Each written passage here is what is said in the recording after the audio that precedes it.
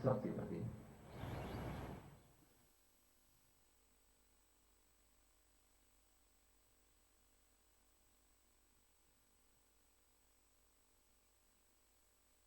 भारत की स्वाधीनता में और समाज को जागरूक करके एक यशस्वी नेतृत्व देने में भी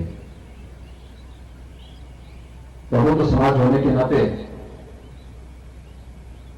समाज की हर ज्वलंत समस्या में मुखरता के साथ उसके समर्थन में, अगर वो लोक कल्याणकारी है, राष्ट्र कल्याणकारी है, तो उसके समर्थन में खड़ा होना।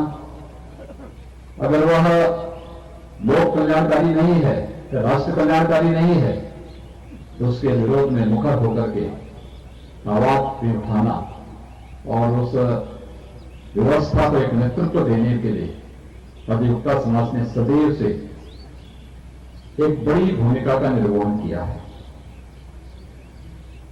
उस बड़ी भूमिका के लिए सदैव अधिवक्ता समाज को अपने आप को तैयार रखना पड़ेगा। परंतु भारत की संसदीय लोकतंत्र की प्रणाली हर एक इस व्यवस्था के जो अंग हैं उसके लिए एक लक्ष्मण रेखा है, और जब तक एक दूसरे का सम्मान करते हुए हम अपनी लक्ष्मण रेखा का पालन कर रहे हैं, तो भारत का लोकतंत्र यशस्वी होता हुआ आगे बढ़ेगा, दुनिया के सामने उदाहरण प्रस्तुत करता हुआ दिखाई देगा। लेकिन जब भी कोई संस्था अपनी सेवाओं का अतिक्रमण करते हुए जबरन करने का प्रयास करेगी, तो स्वाभाविक रूप से न केवल संसदीय लोकतंत्र आहत होगा, बल्कि आम जन की भावनाएं भी आहत होती हुई दिखाई देंगी।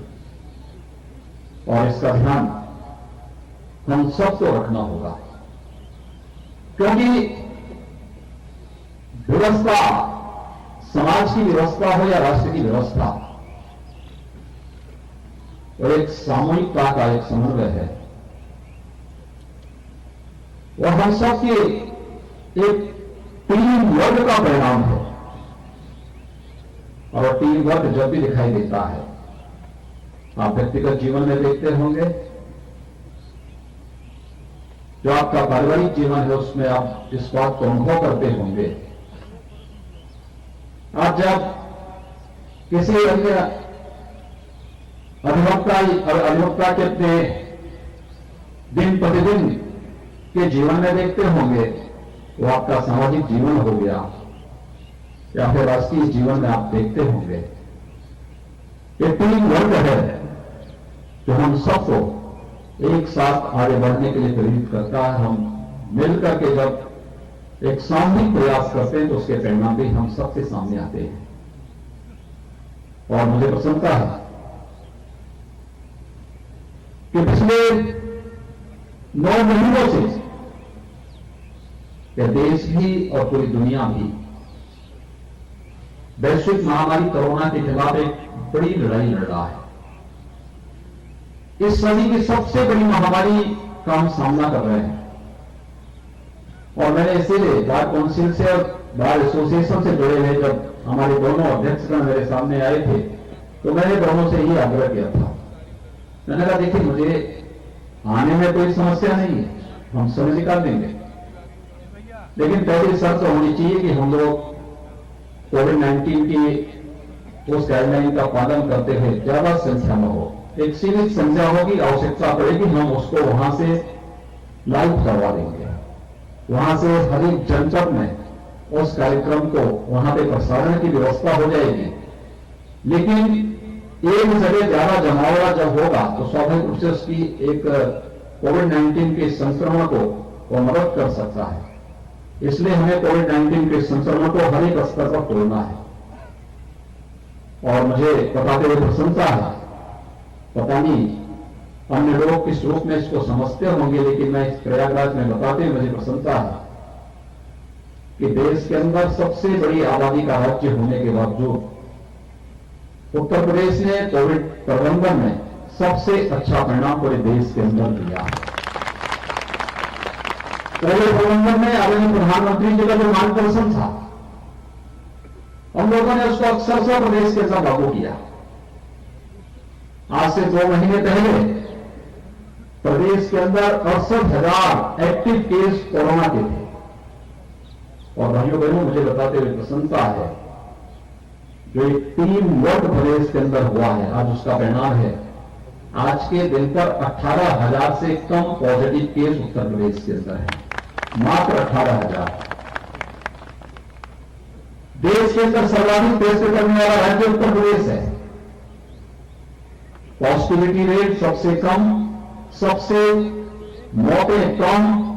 अगर दिल्ली से हम इसकी तुलना करें, उत्तर प्रदेश की आबादी है 24 करोड़ की, और कुल कोविड से मौत हुई है पिछले 10 वर्षों में कुल 8,000, और दिल्ली की आबादी है 2.25 करोड़ और मौत हुई है 10,000। आप अनुमान कर सकते हैं कोविड प्रबंधन किस तरीके से उत्तर प्रदेश ने इतने बड़े राज्य को बचाने के लिए किया है। यह एक बेहतरीन उदाहरण है जो आज उत्तर प्रदेश प्रस्तुत कर रहा है देश के सामने भी और दुनिया के सामने भी।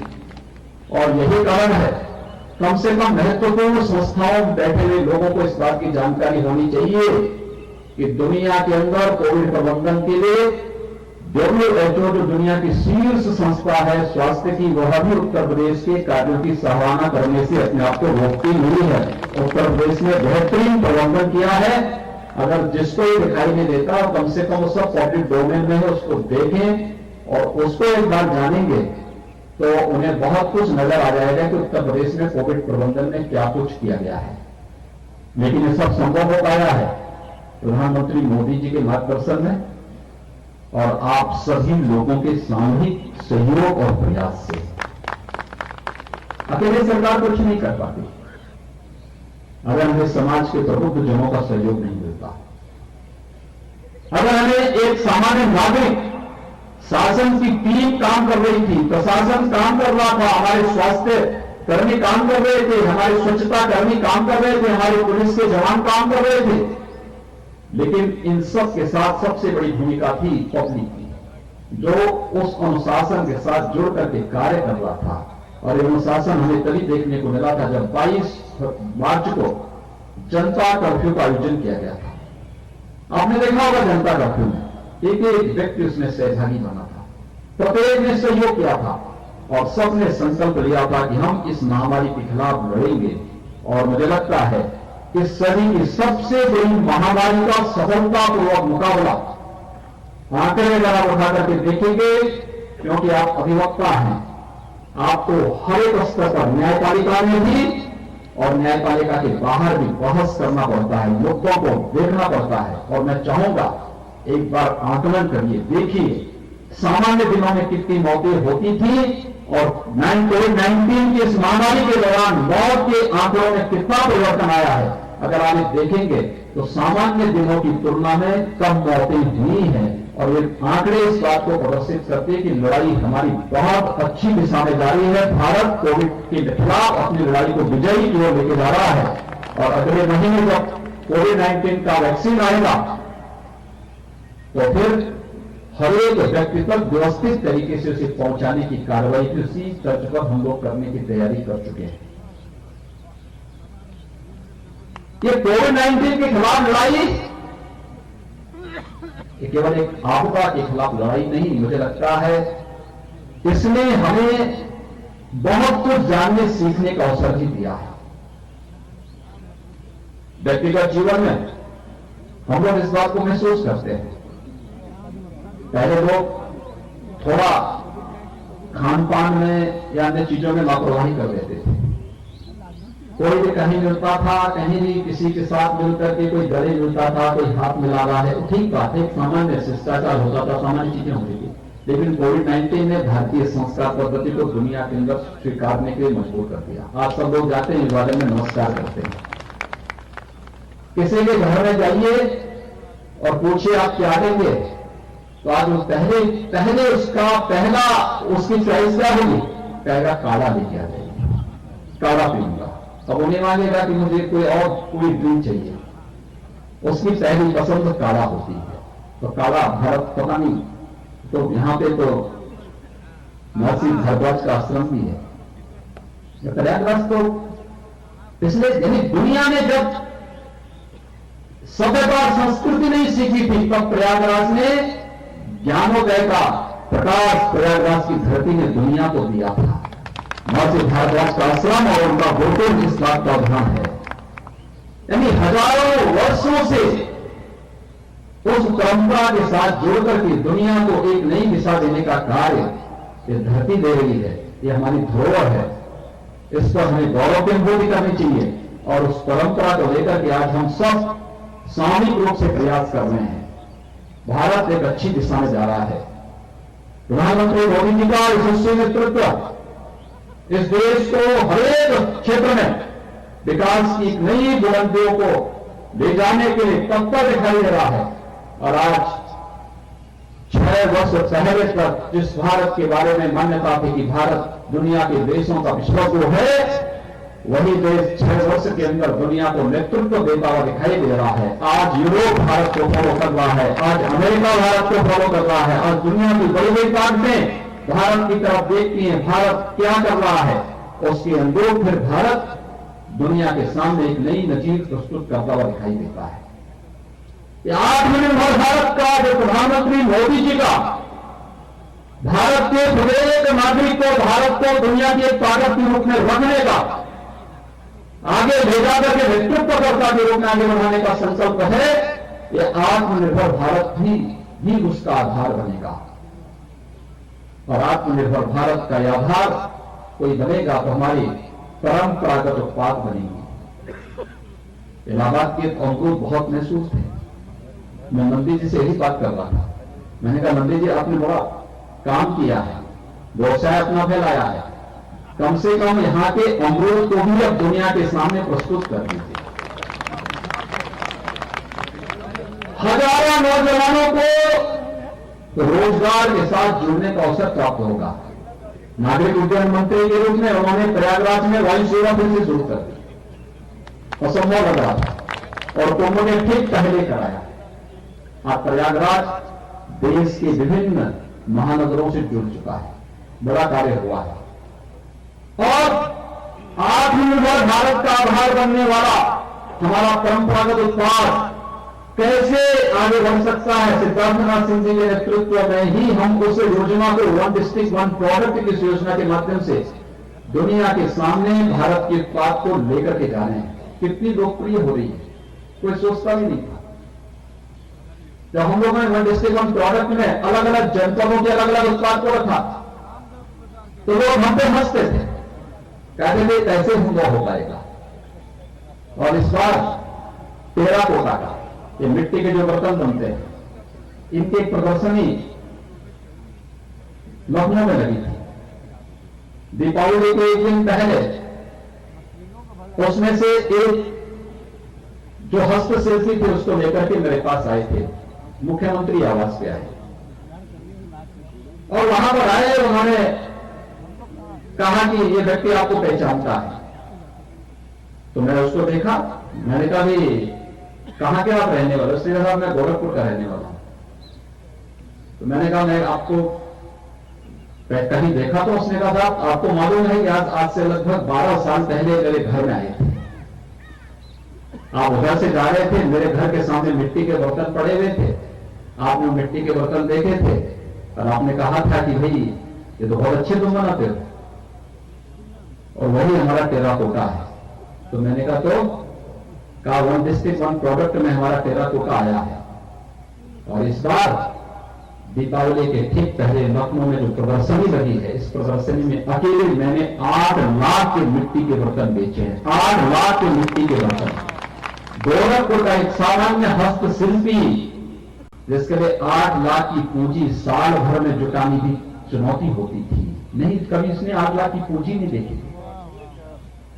लेकिन आज शासन की योजनाओं के साथ जब वो जुड़ती है, शासन उसको डिजाइन देती है, शासन उसको मार्केटिंग की व्यवस्था करती है, शासन उसको हर प्रकार से प्रोत्साहन देकर के तकनीक के साथ जोड़ती। पहले उसके पास मैनुअल चार्ट था, आज उसको सॉलिड चार्ट और इलेक्ट्रिक चार्ट दे दिया गया। पहले उसको मिट्टी नहीं मिलती थी, आज उसको कह दिया गया कि भाई देखो, हमें जल संरक्षण करना है। गांव का तालाब, गांव के कुमार को अप्रैल से जून तक फ्री में मिलेगा। मिट्टी निकाल के वो रख सकता है, उसको फ्री में मिट्टी मिलेगी और हमें फ्री में तालाब जल संरक्षण के लिए प्राप्त हो जाएगा। दोनों काम हो जाएंगे और दोनों काम एक साथ चलना है। उसका परिणाम है तो हम लोगों ने दीपावली का भव्य उत्सव दीप जला करके अयोध्या में भी किया और देव दीपावली का काशी में भी किया। और मैंने सुना कि यहां प्रयागराज में भी देव दीपावली के अवसर पर और दीपावली के अवसर पर हर घर में मिट्टी के दीपक चले थे। यानी हमें मिट्टी के दीपक के लिए भी और गणपति और लक्ष्मी जी की मूर्ति के लिए भी चीन पे निर्भर होना पड़ रहा था। लेकिन कोरोना ने चीन को ऐसा घेरा कि चीन से वे सामान नहीं आ सकते थे और भारत का स्वाभिमान जगा। प्रधानमंत्री मोदी जी ने भारत के स्वाभिमान को जगा दिया और भारत के अंदर गांव-गांव में मिट्टी के बर्तन बनने लग गए। ये सभी कुछ यहीं मिलने लग गया। यहां की लोगों की आमदनी बढ़ी और आत्मनिर्भर भारत का आधार ये टेराकोटा बन गया। हर जनपद के अपने उत्पाद बन गए। हम अपनी चीजों को किस रूप में प्रस्तुत करना चाहते हैं, ये हम पर निर्भर करता है। और भाइयों बहनों, हम सबको उस दिशा में प्रयास करना होगा। अधिवक्ता समाज को वैसे भी नेतृत्व करता है, समाज का नेतृत्व करता है, समाज का अंतिम तबका को विश्वास करता है और वह विश्वास का ही प्रतीक है कि अपने संकट के समय में वह जब सबसे थक हार जाता है तो आपके पास आता है और अपनी पीड़ा को आपके सामने रख करके फिर एक नए न्याय की आस में वह आगे बढ़ता है। तो बहुत बड़ा विश्वास है। लेकिन जब हम ही स्वयं ये मान करके चल लेंगे कि नहीं साहब, हम लोग तो बहुत कमजोर हैं, हम लोग कुछ नहीं हैं, तो फिर उस बड़े तबके का क्या होगा? ये 3.5 लाख अधिवक्ता अगर हताश और निराश हो जाएगा तो 24 करोड़ जनता का क्या होगा? ये आप सबको सोचना पड़ेगा। याद रखना, भारत का एक बहुत बड़े वैज्ञानिक हुए जगदीश चंद्र बसु, उन्होंने एक प्रयोग किया था।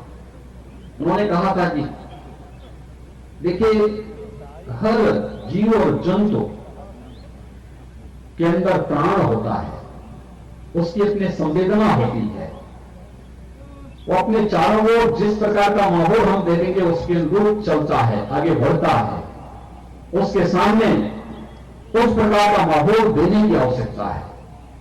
लोग विश्वास नहीं कर रहे थे। लोगों ने कहा कैसे आप कह सकते हैं? उन्होंने अपने घर में इसका प्रयोग किया। उन्होंने अपने घर के 2 कोनों में 2 पेड़ लगाए, एक जैसे एक बीज के 2 पौधे लगा दिए। दोनों में समान परिस्थिति दी, समान धूप मिल सके, समान पानी मिल सके, समान खाद मिल सके, समान परिस्थिति मिल सके। लेकिन सब कुछ समान होने के बावजूद एक के पास जाते थे और उसको खूब कुछ करते थे तो बड़ा हो जाएगा, पेड़ बन जाएगा, फलेगा, फूलेगा, खूब फल देगा, लोग तुम्हें लंबे समय तक तुम्हारी छाया के नीचे बैठेंगे। और दूसरे को दुत्कारते थे तो निकम्मा है, निठल्ला है, कायल है, कमजोर है, किसी लायक नहीं है। उन्होंने देखा एक समय के बाद जिसको पुचकारते थे वो फल फूल करके बड़ा पेड़ बन गया, जिसको दुत्कारते थे वह एक समय के बाद सूख गया, नष्ट हो गया, उसकी तीसरी हो गई। ये केवल पेड़ पौधों के बारे में सही नहीं है, इस जीव सृष्टि के बारे में। और मनुष्य इस जीव सृष्टि का सर्वश्रेष्ठ प्राणी है तो मनुष्य तत्व सबसे भी बैठता है। हम जैसी धारणा बना देते हैं उसके अनुरूप हम बनने लगते हैं और इसीलिए हमारी सोच विराट होनी चाहिए। बिना विराट सोच के बड़ा नहीं बना जा सकता। बड़ा बनने के लिए हमें विराट सोच रखनी पड़ेगी, संकीर्णता से उभर करके हम कर सकते हैं, हम करेंगे। उत्तर प्रदेश के अंदर कोई सोचता था बड़े बड़े लोग घबराते थे और किसी रोड से कोई माफिया गुजरता था तो बड़े बड़े लोग अपना रूप बदल देते थे। और मैंने तो देखा बहुत सारे लोगों को स्थगित हो जाती थी कार्रवाई बहुत सारी जगह पे। लेकिन आज जब उन्हीं की छाती पर बुलडोजर चलते हुए दिखाई दे रहे हैं तो आप देख रहे होंगे, एक गरीब भी कह सकता है कि नहीं, इसने लूटा है, अवैध कब्जा किया है।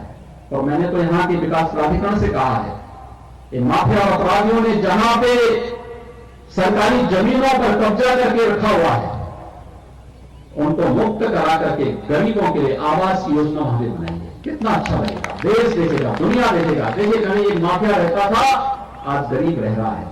और मैंने तो गोरखपुर के विकास प्राधिकरण से भी कहा था, मैंने कहा वहां पे अलग अलग को बनाइए, जहां भी माफियाओं ने कब्जा किए खाली करवाइए। एक आवासीय व्यवस्था अधिवक्ताओं के लिए, एक शिक्षकों के लिए, एक व्यापारियों के लिए, एक पत्रकारों के लिए, अलग अलग तबके के लिए अलग अलग दे दीजिए और 9 रोज 9 प्रॉफिट कर दीजिए। और मैं चाहूंगा प्रयागराज विकास प्राधिकरण जो ये मांग आई है, अलग अलग प्लॉट में देखा कि मल्टी स्टोरी बिल्डिंग बना करके दे, अच्छे आवासीय सुविधा दे, 9 रोज 9 प्रॉफिट। मुझे लगता है हर एक अधिवक्ता भी खुश होगा, पत्रकार भी खुश होगा, शिक्षक भी खुश होगा, समाज का हर एक तबका खड़ा होगा, एक मॉडल बनेगा वो आवासीय सुविधा का। क्योंकि समाज का एक दबंग व्यक्ति जो केवल उस कीट की तरह समाज का खून चूस करके स्वयं तो वह हृष्ट पुष्ट होना चाहता है, लेकिन समाज को रोगाणु बनाना चाहता है। जब उसके खिलाफ एक बड़ी लड़ाई हम लोग लड़ते हैं तो स्वाभाविक रूप से उस लड़ाई के खिलाफ हम सबको, समाज को एकजुट होकर के अपने साथ जोड़ना पड़ेगा और उस जुड़ाव में हम सबको इस बात को तय करना पड़ेगा। और मैं चाहूंगा प्रयागराज विकास प्राधिकरण ने, नगर निगम ने मिलकर के एक अच्छी पहुंचकारी बढ़ाया है, यहां के जिला प्रशासन ने अच्छी पहुंचकारी बढ़ाया है। कुछ ऐसे मॉडल खड़ा करिए आवासीय उसकी। इन अधिवक्ता बंधुओं को मांग करने की आवश्यकता ही नहीं पड़नी चाहिए। एक कार्यक्रम स्वतः स्कूल प्रभाव के साथ आगे चलने चाहिए, स्कीम निकालिए। और कुछ चीजें ऐसी हैं जहां पे उनसे मुनाफा उनसे मत कमाइए, उसको 9 रोज 9 प्रॉफिट पर ही दे दीजिए। मुझे लगता है कि कम से कम अधिवक्ता की जमीन पर तो अब कोई माफिया कब्जा करने का तो साहस नहीं कर पाएगा अगर आवास आप इनको बना के देंगे तो उसको करना पड़ेगा। आज उत्तर प्रदेश के अंदर, मैं पश्चिमी उत्तर प्रदेश में जाता हूं, वहां की माताएं बहुत खुश होती हैं और कहती हैं कि नहीं, हम तो एकदम साथ में है। मैंने कहा कैसे? तो उन्होंने कहा देखिए अब तो पूरी तरह सुरक्षित, सारी माफिया भाग चुके हैं। बहुत सारी कॉलोनी वहां पे जो बहुत सारी कस्बे से जो खाली हो रहे थे, आज फिर से आबाद हो गए। एक माहौल देना शासन का काम है, क्योंकि रूल ऑफ लॉ यह हम सबका नैतिक दायित्व बनता है कि हम उस प्रकार की व्यवस्था दें। और रूल ऑफ लॉ में आपकी बहुत बड़ी भूमिका है। उस भूमिका के लिए मैं आप सबको बहुत आग्रह के साथ आमंत्रित करता हूं। केंद्र और प्रदेश सरकार बिना भेदभाव के शासन की योजनाओं को दे रही है, बिना भेदभाव के, किसी के साथ कोई भेदभाव नहीं। अब याद करिए, जब जनधन अकाउंट खुले थे, क्या किसी की जाति, किसी का मत और किसी का मजहब देख के खुला था? नहीं, सभी को दिया। हर एक का अकाउंट खुलेगा, उसमें क्रेडिट की सुविधा सबको दे दी गई, हर एक व्यक्ति को उसका लाभ दिया गया। और याद करिए, अगर जनधन अकाउंट नहीं होते, क्या कोविड-19 के दौरान, कोरोना कालखंड के दौरान, लॉकडाउन के दौरान उन गरीबों के पास क्या हम पैसा भेज पाते? हम अपने लेखपाल को, अपने कर्मचारियों को डोर स्टेप डिलीवरी में लगाते कि घर घर पैसा बांटने में लगाते? नहीं हो पाता, अव्यवस्था फैल जाती। लेकिन तकनीक और टीम वर्क, ये दोनों एक साथ होने लग जाएंगे, बेहतर परिणाम आ सकते हैं। आवास दिए गए। उत्तर प्रदेश में हम लोगों ने अब तक 30 लाख गरीबों को एक आवास उपलब्ध कराया है प्रधानमंत्री आवास योजना में, और 5 लाख लोगों का तैयार है। जिस दिन समय देंगे उसी दिन एक क्लिक करके 5 लाख लोगों के आवास के पैसे उनके अकाउंट में पहुंच जाएंगे। ये जिन लोगों को सुविधा मिल रही है, कोई नहीं कह सकता, कोई गरीब कभी नहीं कह सकता कि भेदभाव हो रहा है किसी का चेहरा देख करके। और जिस सूची के आधार पर दिया जा रहा है, ये 2012 की एसईसीसी की सूची है। ये सूची तब न मोदी जी प्रधानमंत्री थे, तब न मैं मुख्यमंत्री था। उस सूची जो सूची बनी थी पिछली सरकारों के समय, उसी सूची को ध्यान में रखकर के हमें सारी की सारी योजनाएं उपलब्ध करा रहे हैं। जब बिजली का कनेक्शन उपलब्ध करा रहे हैं, उत्तर प्रदेश में 1 करोड़ 24 लाख लोगों को हमने बिजली का कनेक्शन दिया कि किसी जाति किसी का चेहरा देख करके नहीं, और जरूरतमंद है उसको मिलना चाहिए। लॉकडाउन के दौरान इसी प्रयागराज में 15,000 प्रतियोगी छात्र फंसे हुए थे, कैसे होगा? हमने कहा, मुझे याद आ गया था प्रयागराज कुंभ के समय हमने 5,000 बसेस खरीदी थी। मैंने कहा सब बसेज हैं, भेजो इन बसों को और इन बच्चों को उनके घर तक पहुंचा दो, और जब घर पहुंचेंगे तब मैं इनसे बात करूंगा कि देखो भाई 21 दिन तक आपको अपने घर में क्वारंटीन में रहना है। सभी ने माना।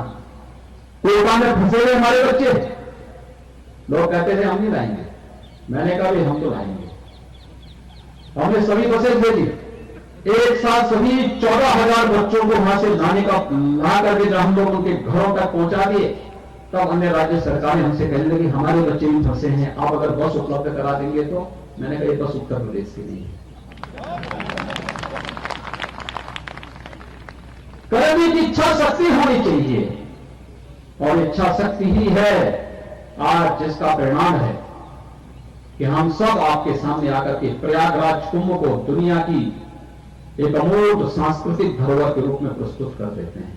भाइयों बहनों, आपको प्रयागराज से आपका संबंध किसी का दशकों से होगा, किसी का वर्षों से होगा।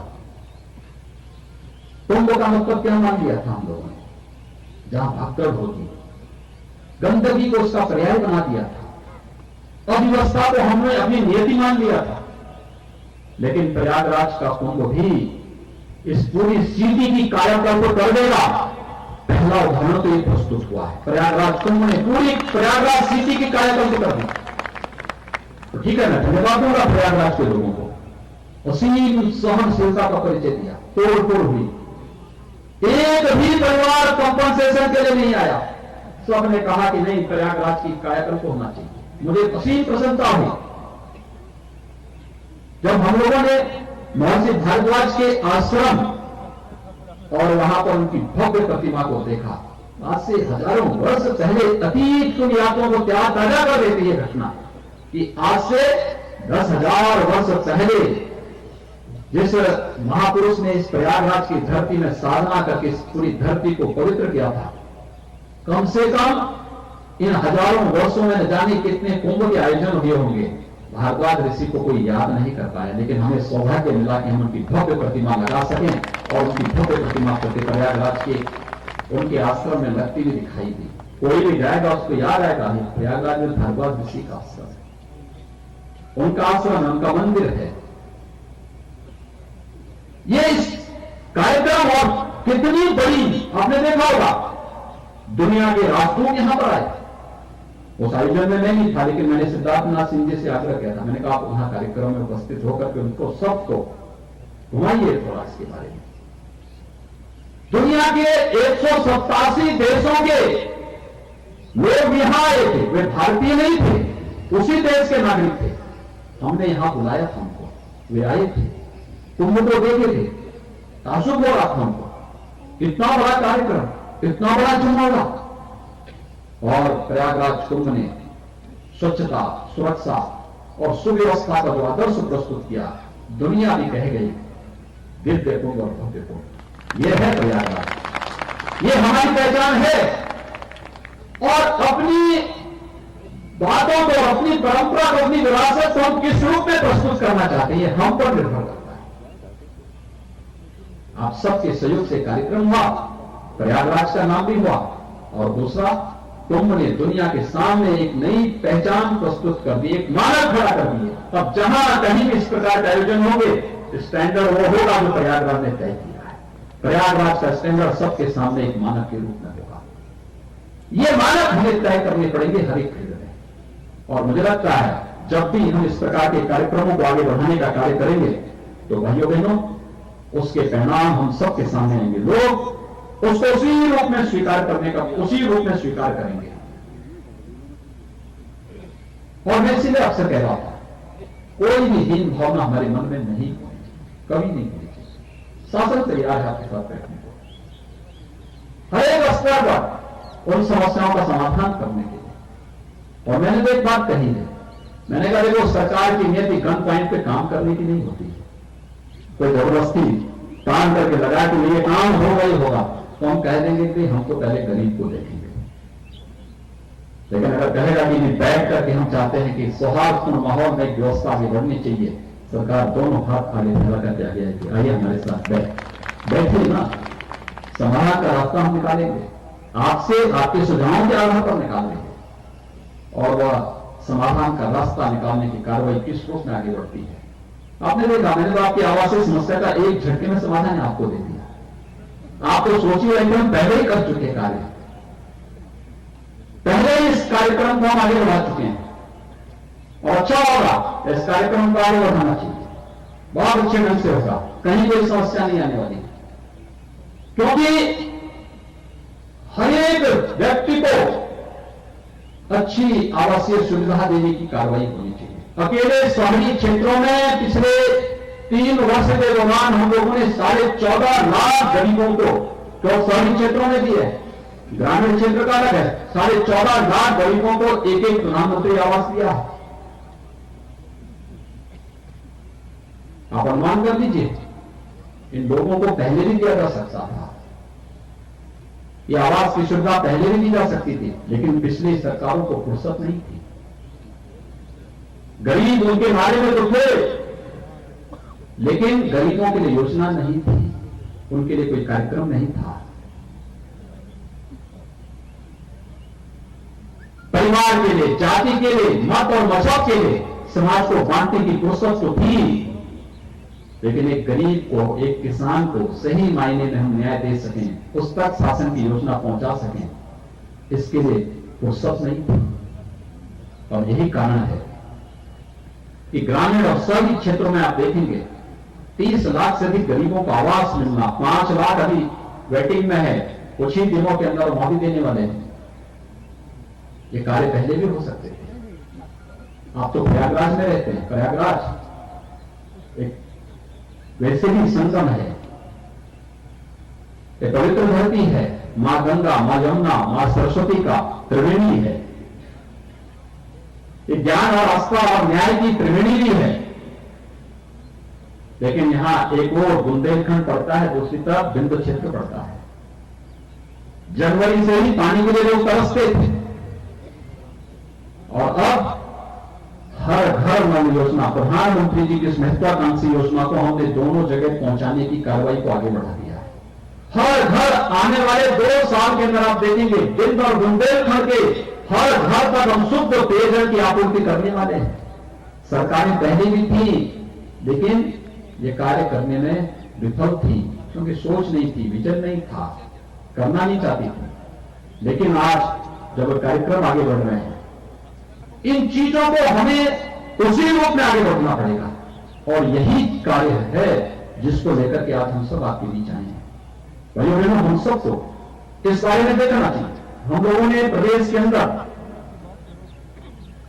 प्रदेश सरकार पूरी तरह इस बात के लिए प्रतिबद्ध है।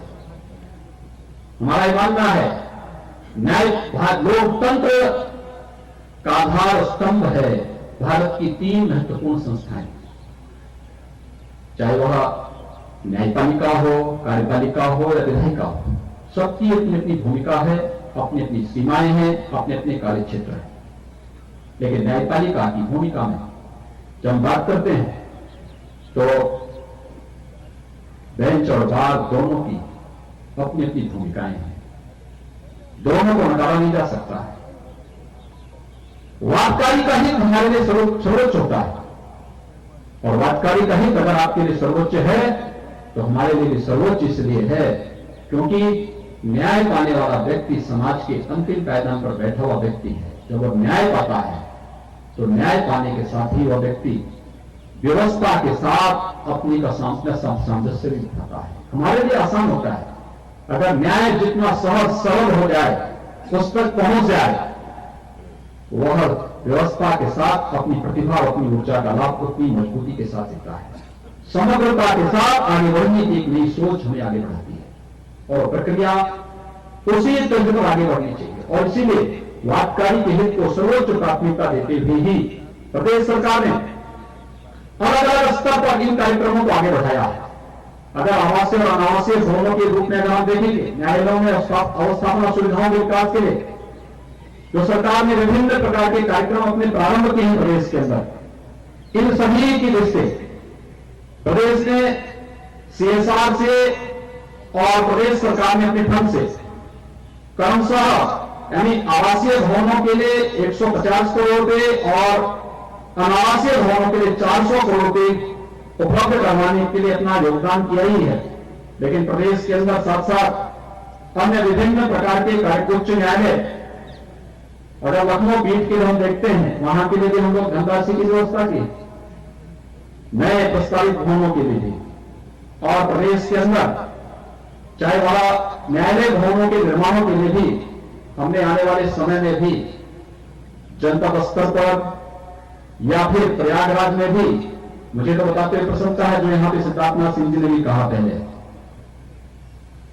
कि नेशनल लॉ यूनिवर्सिटी हम लोग एक प्रयागराज में ही बनाने जा रहे हैं और प्रयागराज के लिए हम लोगों ने दिया है। प्रयागराज के लिए अद्भुत चीज हम उसके माध्यम से दे रहे हैं। लेकिन साथ ही प्रदेश के अंदर हम लोगों ने विभिन्न कार्यक्रमों के लिए जो न्यायालय भवनों के लिए या फिर जहां पर नए भवन न्यायालय के बन रहे हैं उनके लिए भूमि अधिग्रहण के लिए भी 600 करोड़ और 1000 करोड़ रुपए की अतिरिक्त राशि उनके लिए प्रस्तावित, इन सभी कार्यों के लिए प्रदेश सरकार पहले ही कर चुकी है। अभी प्रदेश के अंदर यहां पर जो हमारे बार काउंसिल के माननीय अध्यक्ष कह रहे थे कि यहां पर हम लोगों ने न केवल न्यायिक अधिकारियों के आवास के लिए व्यवस्था दी है, उसके लिए धनराशि अवमुक्त की है, लेकिन साथ साथ अधिवक्ताओं के चैम्बर और मल्टी लेवल पार्किंग की एक बेहतरीन व्यवस्था हाईकोर्ट के पास सरकार दे रही है और बड़ी राशि सरकार ने उसके लिए स्वीकृत की है, जिसमें लगभग 600 करोड़ रुपए की राशि सरकार खर्च करने जा रही है, जिसमें अच्छे चैम्बर उसके माध्यम से बनेंगे। इसके साथ ही प्रदेश में अधिवक्ता 3 वर्षों में प्रदेश में अधिवक्ता सामाजिक सुरक्षा निधि योजना के अंतर्गत 1474 अधिवक्ताओं को कल्याण निधि से भुगतान किया गया है और अधिवक्ता की मृत्यु पर उनके परिवारजनों को मिलने वाली राशि आयु सीमा बढ़ाकर 70 वर्ष किए जाने का भी इसमें हम लोगों ने शासनादेश जारी कर दिया और उससे संबंधित धनराशि को भी जारी करने की कार्रवाई कर दी गई है। 3 वर्षों में आर्थिक सहायता योजना के अंतर्गत दिवंगत अधिवक्ताओं के कुल 471 आश्रितों को कल्याण निधि से 23 करोड़ 11 लाख रुपए का भुगतान अब तक प्रदेश के अंदर किया जा चुका है। साथ ही साथ सामाजिक सुरक्षा निधि के अंतर्गत भी जो मृत्यु के कार्य थे उसमें 662 दिवंगत अधिवक्ताओं के आश्रितों के कल्याण में भी 4 करोड़ 46 लाख 33,692 रुपए का भुगतान भी उस मद में किया जा चुका है। लोक कल्याण जो संकल्प पत्र 2017 था भारतीय जनता पार्टी का, इसमें युवा युवतियों के लिए पुस्तक और पत्रिका आदि के क्रय के लिए ₹5,000 की प्रति अधिवक्ता 3 वर्षों के लिए, चालू वित्तीय वर्ष में जो प्रावधानित था 1,87,90,000 रुपए के सापेक्ष 1,60,00,000 रुपए की धनराशि निर्गत कर दी गई है और वित्तीय वर्ष 21-22 के लिए भी हम लोग इसके लिए प्रस्ताव रख रहे हैं। लगभग 20 करोड़ रुपए की एक बजट की व्यवस्था इसके लिए हम लोगों ने पहले से प्रस्तावित की है।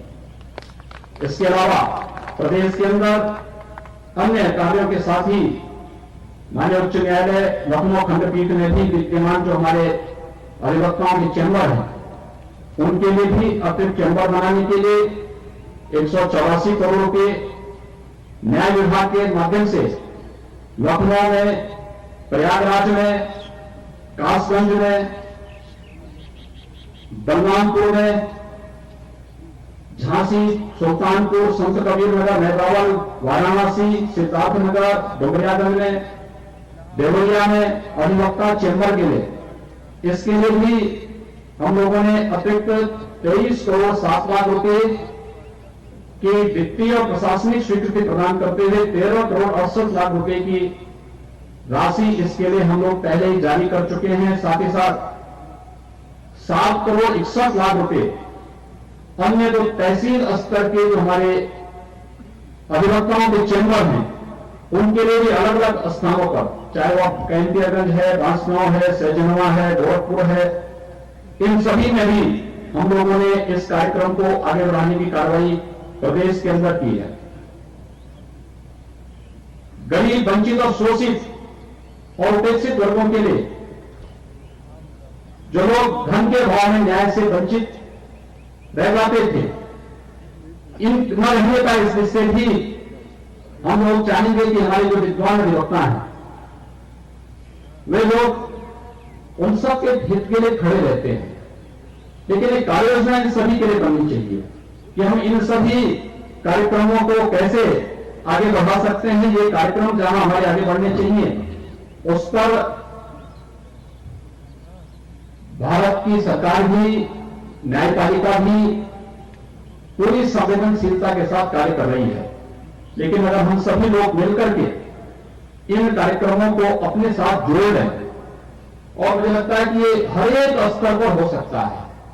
हर एक बार एसोसिएशन अपने स्तर पर कार्य योजना बनाकर के सरकार के पास अगर भेजती है तो मुझे लगता है हमें प्रसन्नता होगी कि सरकार उसमें आपके साथ मिल बैठ करके एक ठोस कार्य योजना बनाकर के उसको इंप्लीमेंट भी कर सके, जिससे प्रत्येक तबके का व्यक्ति न्याय उसे प्राप्त हो सके और हमारी व्यवस्था में, विधि व्यवस्था में उसका विश्वास और भी सुदृढ़ हो सके।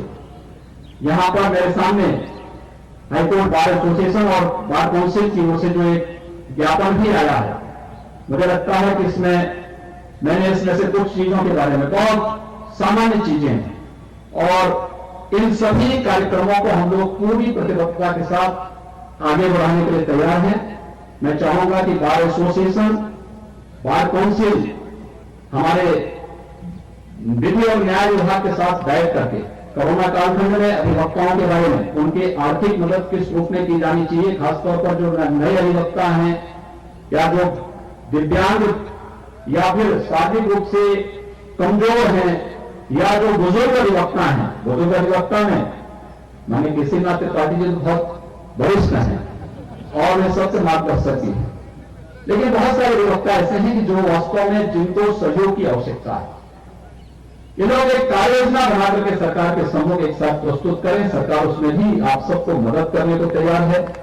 इसके साथ ही कि आर्थिक मदद हम लोग उन सभी अधिवक्ताओं तक पहुंचा सके, उनको उपलब्ध करा सके, उनको दे सके। इस पर इसके अलावा यहां पर अन्य जो चीजें प्रस्तुत की गई हैं कि हॉस्पिटल की व्यवस्था उच्च न्यायालय परिसर में, सिद्धार्थनाथ सिंह जी पहले ही कह चुके हैं, सरकार की मंशा बहुत स्पष्ट है। सरकार इसके लिए भरपूर सहयोग करने को तैयार है। हमें न्यायालय परिसर में उस प्रकार की व्यवस्था मिले, सरकार तो हमें केवल अधिकारी तैनात करने, बल्कि हम लोगों ने डॉक्टर को तैनात कर दिए हैं। वहां पर डेडिकेटेड टीम वहां पे पहले से तैनात की हुई है। लेकिन फिर भी अगर हॉस्पिटल की आवश्यकता पड़ेगी, सरकार उसमें हर प्रकार का सहयोग करेगी। आवासीय सुविधा के बारे में मैं आपको पहले ही आपको बोल चुका हूं। डिजिटल लाइब्रेरी की बात कही है, बहुत अच्छी व्यवस्था। मैं चाहूंगा पाठक जी इस कार्यक्रम को तत्काल लागू करने की तैयारी कर देनी चाहिए। हमें लाइब्रेरी हमारी जितनी रिच हो सके हमें करनी चाहिए। ये हमें और भी इसमें जो भी सहयोग इसमें किया जाना है उसमें